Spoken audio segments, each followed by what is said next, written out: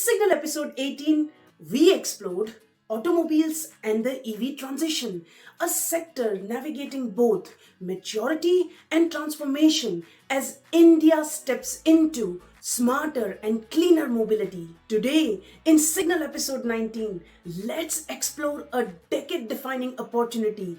Capital goods and manufacturing, shaped by India's accelerating capex cycle and a broad global manufacturing reset. Capital goods and manufacturing illustrates how India is scaling its production capacity, modernizing its industrial base, and positioning itself strategically to participate in shifting and reorganizing global supply chain. So let's begin with strategy of the week, followed by story of the week, review market highlights, and conclude with quote of the week. Welcome back to Signal, where noisy markets meet simple, sharp, and sound insights for long-term investors. The capital goods and manufacturing sector represents the industries that build India's capacity to grow, from infrastructure to automation to advanced engineering. It is shaped by three powerful forces: India's capex cycle,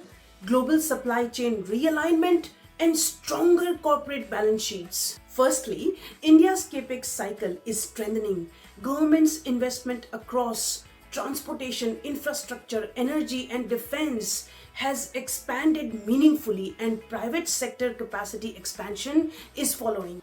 This creates a sustained demand for engineering services, industrial automation, heavy machinery, and equipment manufacturers. Secondly, global manufacturing patterns are being redesigned, and as companies diversify supply chains, India is emerging as credible, efficient, and skilled alternative for engineering goods, electronics, and industrial components. Thirdly, the sector converts capex momentum into durable earnings. Order inflows lead to execution. Execution leads to cash flows. Cash flows support new capacity, creating long, multi-phased growth cycles. But like any high growth segments, risks remain.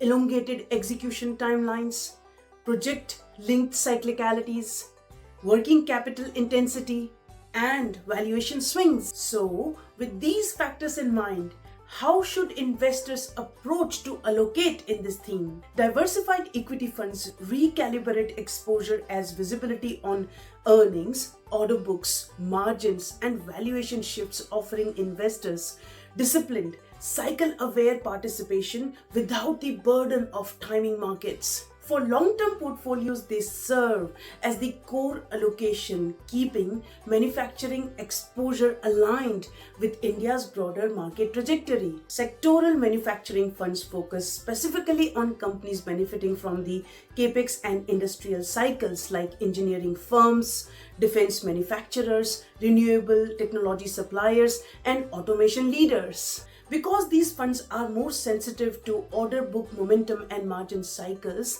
they work best as satellite allocation. Their strength lies in capturing upward movements when visibility is strong, but they require measured sizing and disciplined entry. Direct stock exposure demands deeper understanding of the manufacturing cycle, from order wins and execution timelines to working capital discipline, cash flow conversions, and management credibility. Companies with diversified client bases, strong balance sheets, healthy order visibility, and consistent margin performance tend to navigate cycles better. While direct stocks offer potential higher reward, it also requires meticulous control, monitoring, and research.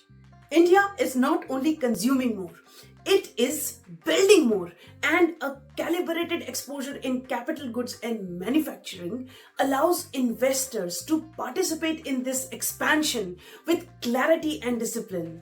A SEBI registered investment advisor can help size your allocation thoughtfully by assessing your risk appetite, investment horizon, and existing exposure, ensuring that your allocation integrates seamlessly into a well-balanced long-term portfolio. For story of the week, let's meet Mehul, a 45-year-old mechanical engineer who spent nearly 2 decades working in India's manufacturing ecosystem. In the preceding years, manufacturing activity was steady but far from strong. Order visibility was uneven, private capex was cautious, and global supply chains had not yet begun to realign. Many investors assumed that India's industrial momentum would continue to remain modest for some time. Mehul approached this situation differently. He and his SEBI registered investment advisor reviewed the underlying indicators carefully.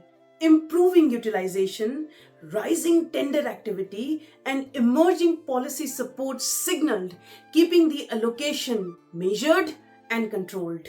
By 2025, the landscape had shifted meaningfully. Manufacturing output improved, capital goods productivity strengthened, and many industrial sectors posted multi-year growth driven by rising domestic capex and global supply chain diversification. The momentum that Mehul had anticipated was now visible in order books, exports, and investment flows. His consistency and discipline during slower years benefited him when cycle lifted. Mehul's journey shows that industrial progress rewards investors who spot signals early and stay consistent, because conviction in manufacturing comes by understanding the trajectory.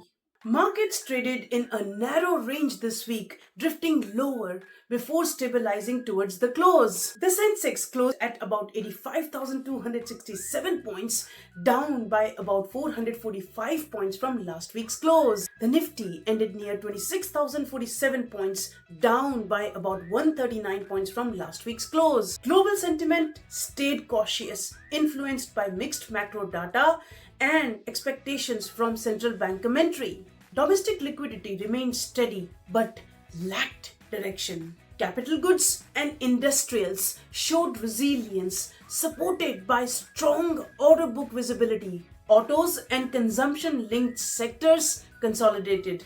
Foreign institutional investors were net sellers, whereas domestic institutional investors continued to provide support through SIP inflows. Metals softened due to weak global cues. The rupee ended near 90.60 per US dollar, weakening further amid dollar strength and portfolio outflows. Overall, a cautious consolidative week with selective sector resilience. A week of steady consolidation sets the perfect stage for the timeless reminder by Thomas Alva Edison. Opportunity is missed by most people because it is dressed in overalls and looks like work. This captures the essence of India's manufacturing revival. Progress in manufacturing sector rarely hits market headlines.